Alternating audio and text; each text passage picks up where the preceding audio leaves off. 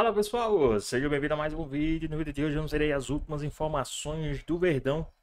Tudo que a mídia está falando aí do time do Palmeiras, dessa preparação do time do Verdão para enfrentar o Santos amanhã na Vila Belmiro. Ficou interessado? Quer saber as últimas informações, tudo que a mídia está falando e muito mais? Então assista esse vídeo até o final. Mas antes, peço que vocês comentem aqui embaixo a cidade e o estado de onde vocês estão falando, que é muito importante para nós sabermos de onde é a nossa audiência. E agora, sem mais enrolações, bora pro vídeo. A matéria das finanças aí do Palmeiras. Time desgraçado também. Um sorriso nas alturas. Poucos torcedores tiveram tantas alegrias nos últimos anos. De 2013 para cá foi um salto. Do título da Série B ao protagonismo no país. 4 vezes campeão paulista, 2 vezes faturou a Copa do Brasil. 4 títulos da Série A do Campeonato Brasileiro. 2 Libertadores. No campo das finanças, motivos para comemorar também, como a última janela de transferências. O Alviverde trouxe 5 reforços, investimento de 250 milhões de reais. Por outro lado, faturou 363 milhões de reais com a saída de 8 atletas que vieram da sua farta categoria de base. Nas 2 últimas janelas de transferências, 99 milhões de euros para os cofres alviverdes. Nem sempre foi assim. 12 anos atrás, a base do Palmeiras praticamente não revelava novos jogadores. No aspecto financeiro, a crise também atingia níveis preocupantes. Débito de 300 milhões de reais e o clube já tinha antecipado receitas futuras de 5 temporadas. Foi aí que um empresário / dirigente / torcedor entrou em cena, Paulo Nobre.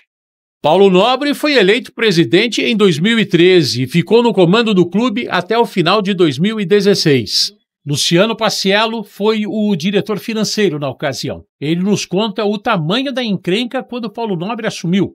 Primeiro, sobre a receita antecipada, que era um dinheiro puxado do futuro, o ovo antes da galinha botar.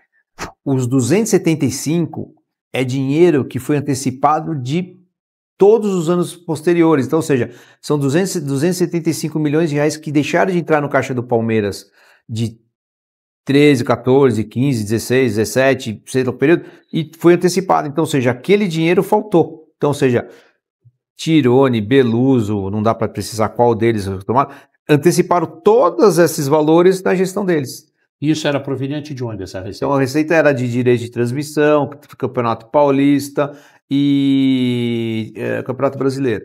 Situação tenebrosa. Não tinha dinheiro para nada, então o Paulo teve que colocar dinheiro para pagar a conta de luz, literalmente, né? O débito herdado entre receita e dívida, desmembrando o problema, 267 milhões de reais em empréstimos. Financiamento, 68 milhões de reais. Direitos de imagem, 26 milhões. Impostos, 35 milhões. Impostos parcelados, time mania, 50 milhões.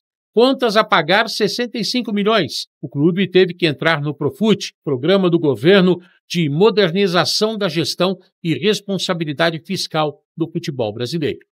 Isso é a dívida, mas no final o que acontece? Você não tinha dinheiro para pagar realmente o dia a dia, então teve que pôr dinheiro para pagar a conta de luz, a conta do salário, a conta, literalmente aquela conta do dia a dia. Tudo aquilo era curto prazo e depois a gente tentou virar para longo prazo. Foi quando Paulo Nobre tomou uma atitude incomum. Investiu do próprio bolso para salvar o Palmeiras.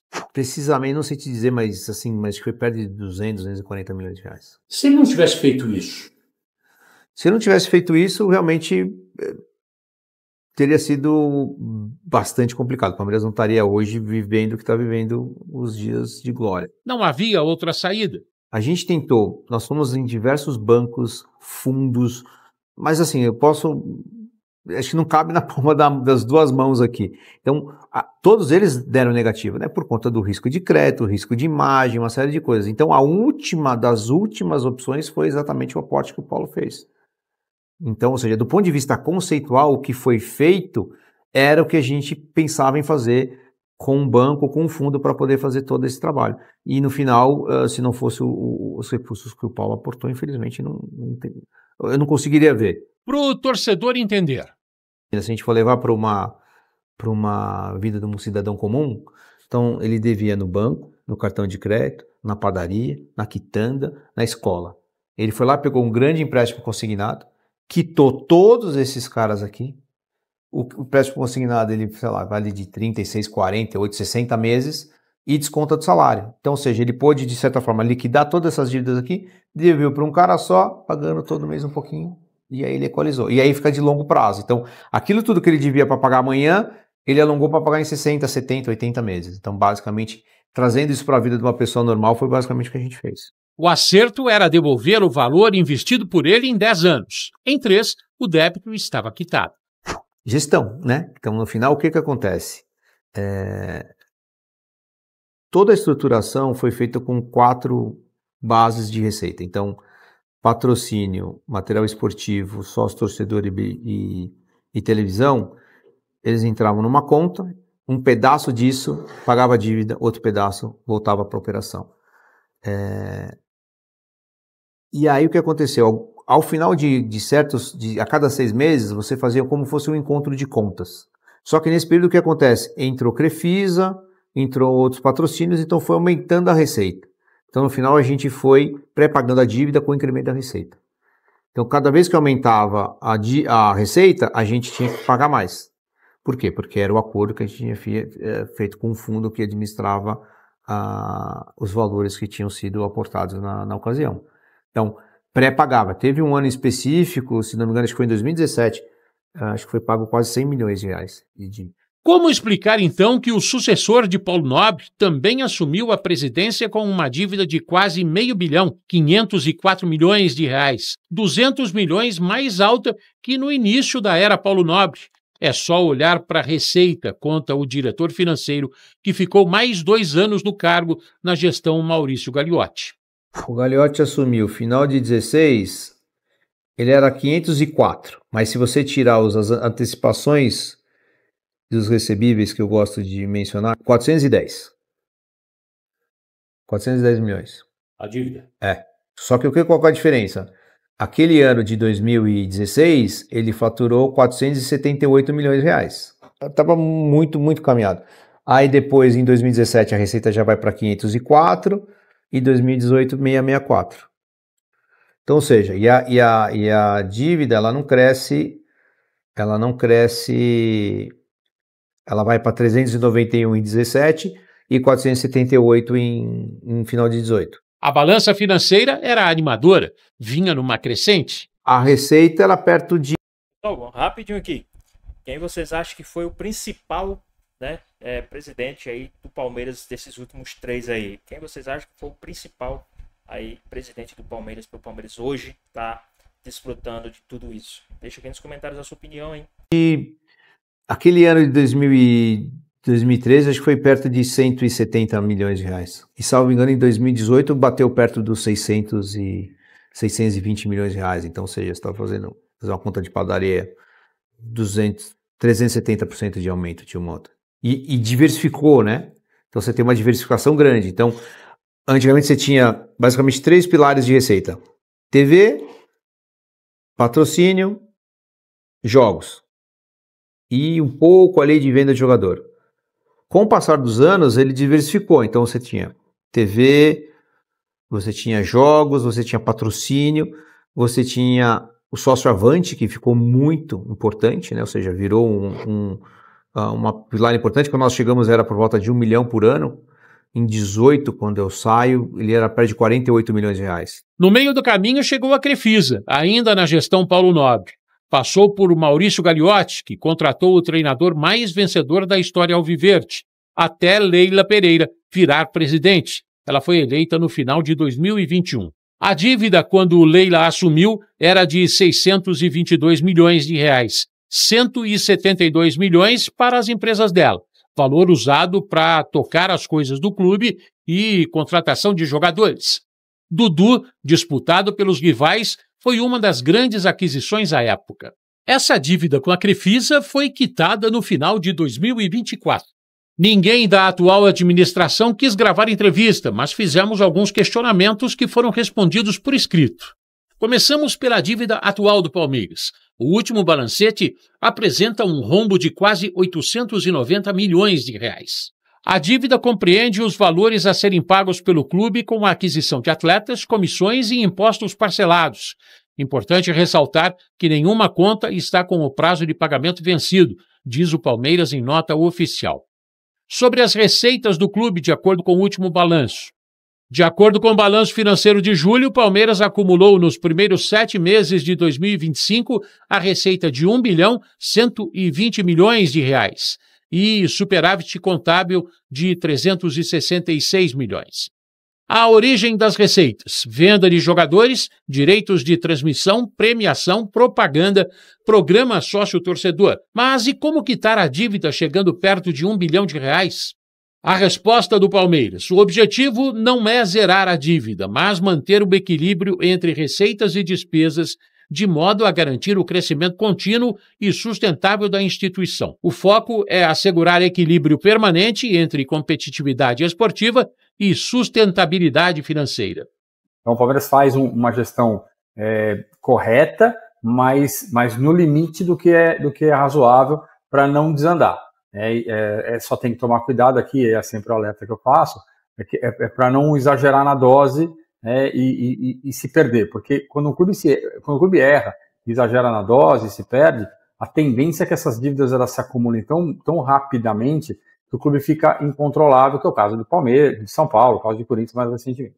Então, o Palmeiras trabalha bem, trabalha no limite, de uma forma consciente, e tem feito de uma maneira muito importante receitas que normalmente são não recorrentes, como nós chamamos, que elas acontecem com mais dificuldade. Ele tem conseguido transformar essas receitas em receitas que se repetem todos os anos com venda de jogadores, fruto de um bom trabalho das categorias de base.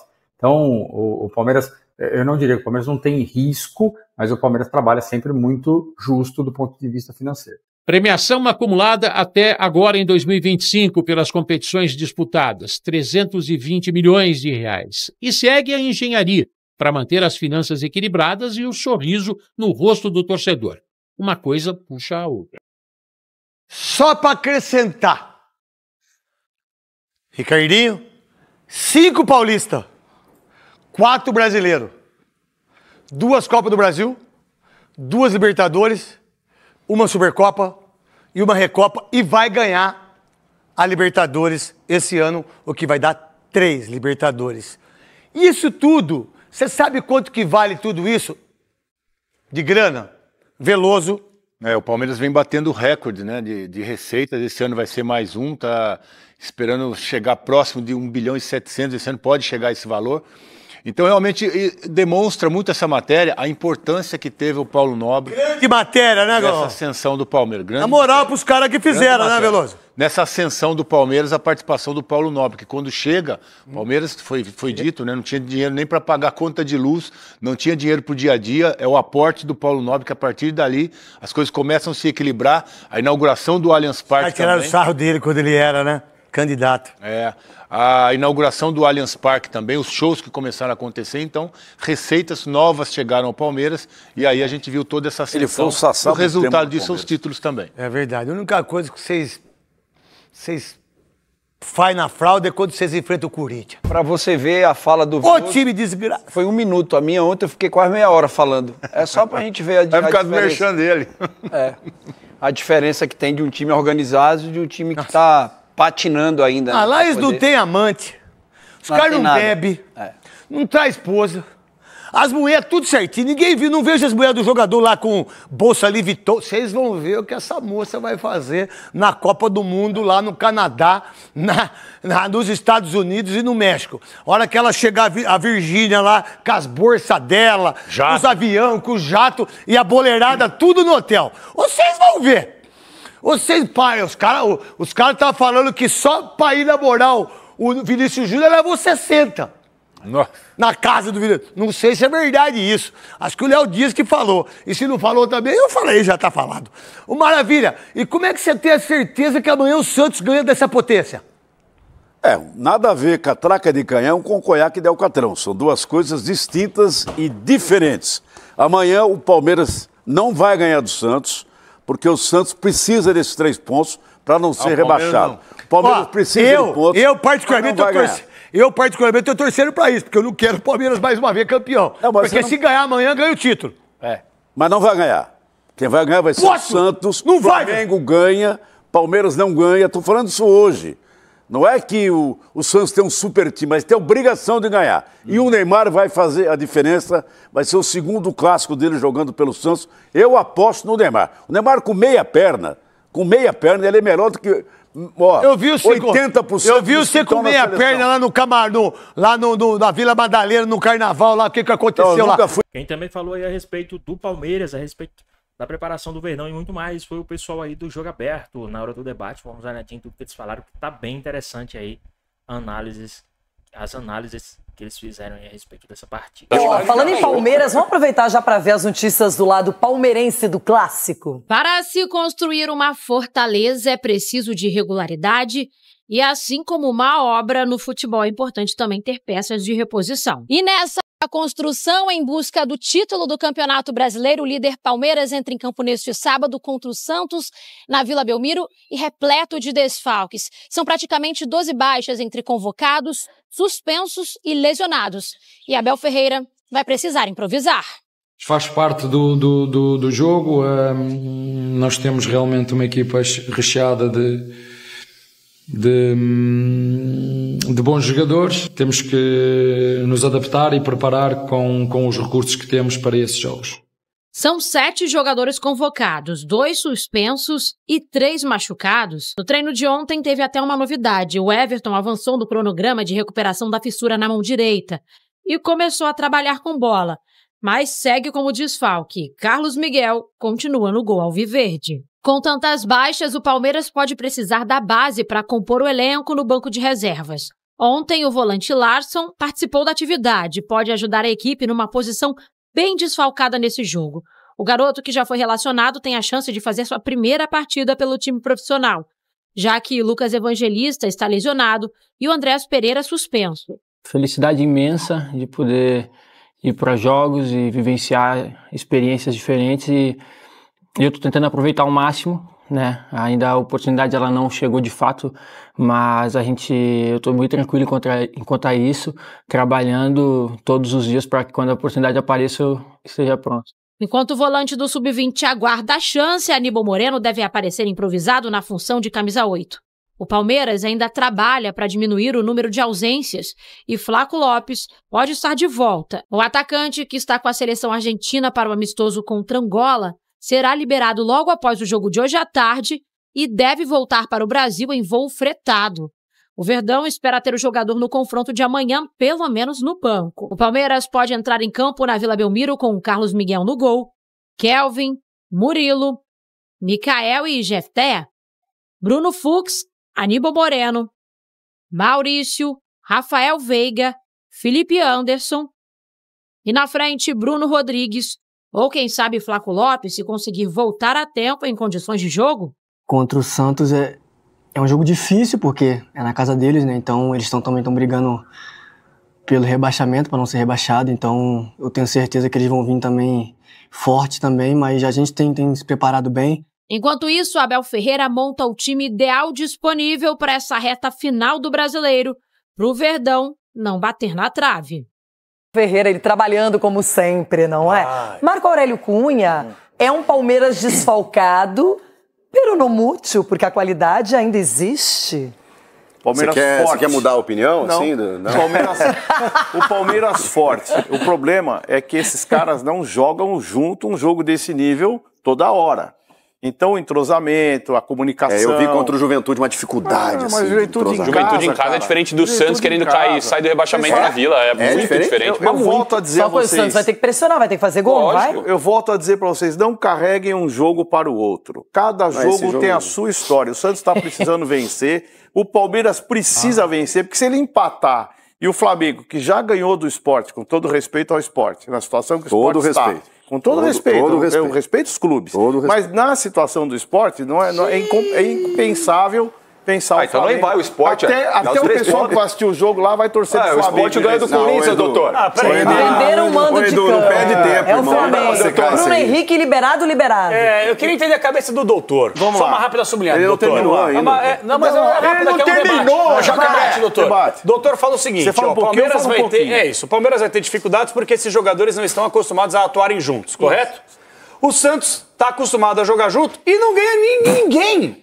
Não ganha do Vitória em casa, não ganha do Fortaleza, não ganha de ninguém. Então, assim, não sei se vale tanto a pena a gente pegar e ter esse argumento aqui. Palmeiras que não joga junto, mas é o Santos que vem jogando e tá na zona de rebaixamento sem ganhar de ninguém, sobretudo na Vila Belmiro. Então você acha que o Palmeiras já ganhou?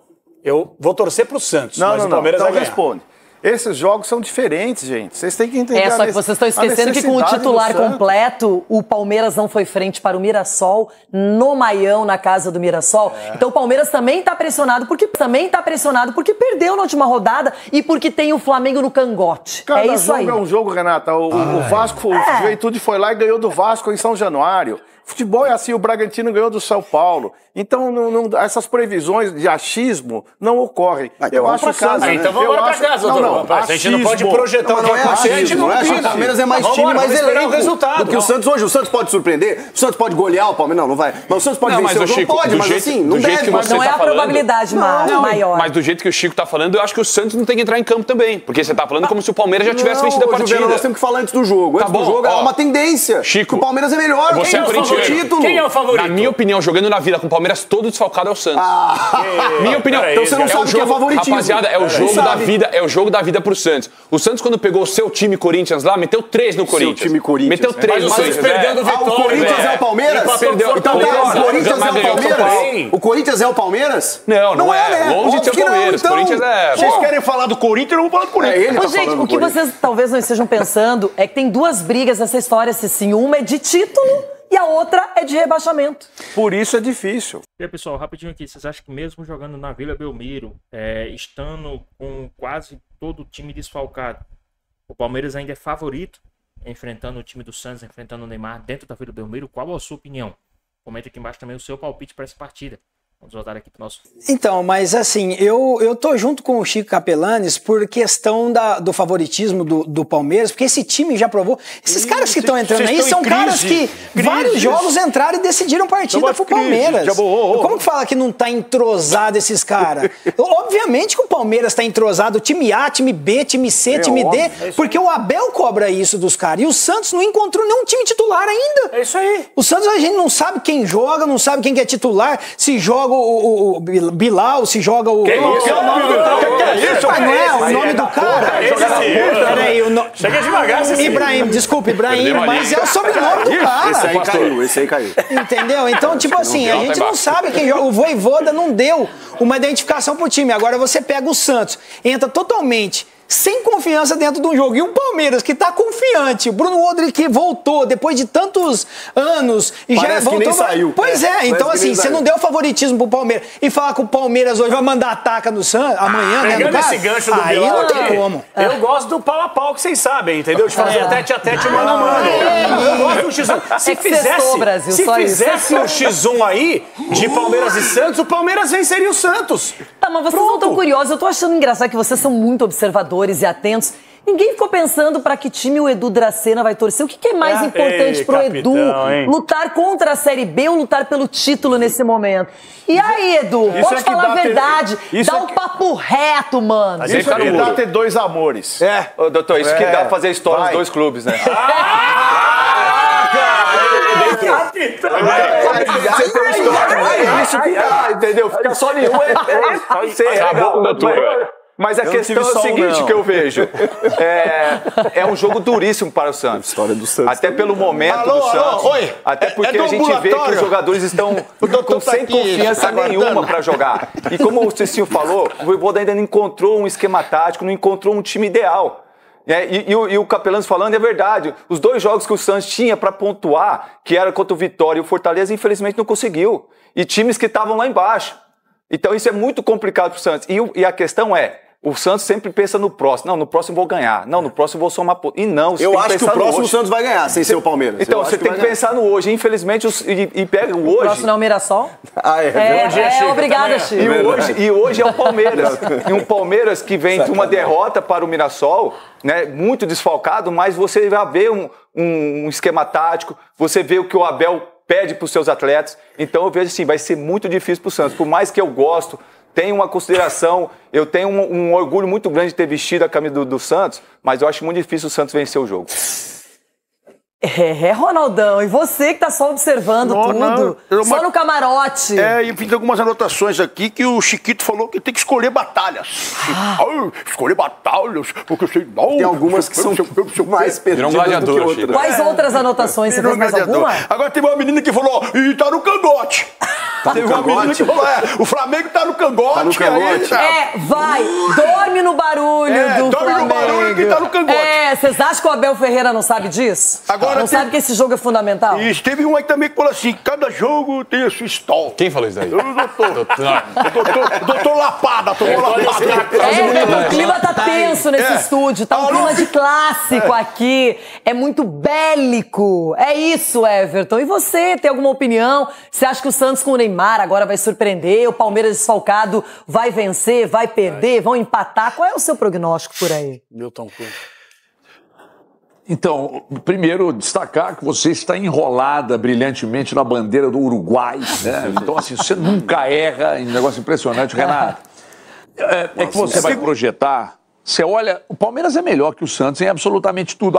Grande novidade, é que mesmo num encontro como esse, com o Palmeiras muito desfalcado, mas esses jogadores, concordo que, não estão acostumados a jogar juntos, mas todo mundo no Palmeiras sabe rigorosamente o que o Abel quer que seja feito dentro de campo. Então, você olha na tabela, uns 68 pontos contra 33, mais que o dobro, né? O Santos perdeu 9 vezes, aliás, o Santos perdeu 15 vezes na competição, o Palmeiras perdeu apenas 6. O Palmeiras, mesmo desfalcado, é um time mais ajustado e também não é novidade. Então fica difícil você projetar esse jogo, mesmo sendo na Vila, ao não dar ao Palmeiras, mesmo com todas as dificuldades de jogar na Vila, com o Santos desesperado, o favoritismo. O Palmeiras é favorito contra o Grêmio, contra o Santos. Se vai ganhar é outra história. Mas teve uma sequência no campeonato todo, Renato, uma sequência só, que o Palmeiras perdeu os dois jogos consecutivos, que foram Flamengo e Cruzeiro na sequência. Só nessa sequência, uma vez no campeonato, que o Flamengo e o Cruzeiro venceram na sequência. Eu acho difícil que o Palmeiras tenha 2 derrotas consecutivas. Acho difícil, estou dizendo que não vai acontecer. Então, assim, reconheço a dificuldade do Santos, reconheço que o Santos está desesperado para sair da zona de rebaixamento, tem totais condições para isso, mas convenhamos, você ter que reabilitar diante do Palmeiras, mesmo desfalcado, é uma tarefa muito árdua para o Santos, né? O Santos, eu tenho cabedal aqui para falar sobre o Santos e a possibilidade de sair do rebaixamento, que veio aqui, tirou ponto do Cruzeiro, não perdeu para o Atlético na competição, é um adversário que pode comprometer, mas o favoritismo para mim, diante dessas projeções e dos números que são apresentados, é do Palmeiras, Renato. Foi pelo lado do líder do campeonato, hein? Pois bem, pessoal, tá aí mais um vídeo, né? O Palmeiras que vai enfrentar o time do Santos amanhã, né? Lembrando que o Palmeiras vai jogar após o time do Flamengo, então o Palmeiras já vai entrar em campo, sabendo do resultado do seu adversário. Caso o seu adversário venha a empatar ou a vencer, passará. Mas assim, o Palmeiras não pode estar pensando nisso, porque o Palmeiras só depende dele mesmo para ser campeão brasileiro de 2025. Mas com todos esses desfalques, eu quero que vocês estão imaginando da partida de amanhã. O que vocês esperam para essa partida de amanhã? Lembrando que o Palmeiras está muito desfalcado devido à data FIFA, né? Devido às convocações, devido ao elenco fortíssimo que tem, né? Quase todos os jogadores de seleção, e vai jogar aí uma partida em atraso devido ao Super Mundial de Clubes. Mas qual a sua opinião? O que vocês acham? Né? Vocês acham que deveria sim ter essas partidas, principalmente entre os dois times que estão disputando o Campeonato Brasileiro com tantos desfalques? Qual a sua opinião? O que é que vocês acham? O que é que vocês tinham a falar aí a respeito de tudo isso que está acontecendo no time do Verdão? Mas lembrando que o Palmeiras só depende dele para ser campeão brasileiro de 2025. Lembrando que também terá um jogo muito importante aí no final de Libertadores dia 29. Mas e aí, o que é que vocês acham? Deixa aqui nos comentários, queremos saber a sua opinião. Espero que vocês tenham gostado do vídeo, deixe seu like, comente aqui embaixo, ative o sininho de notificações, se for novo aqui no canal. Já se inscreva para não perder os próximos vídeos. Tamo junto, é nóis e até a próxima.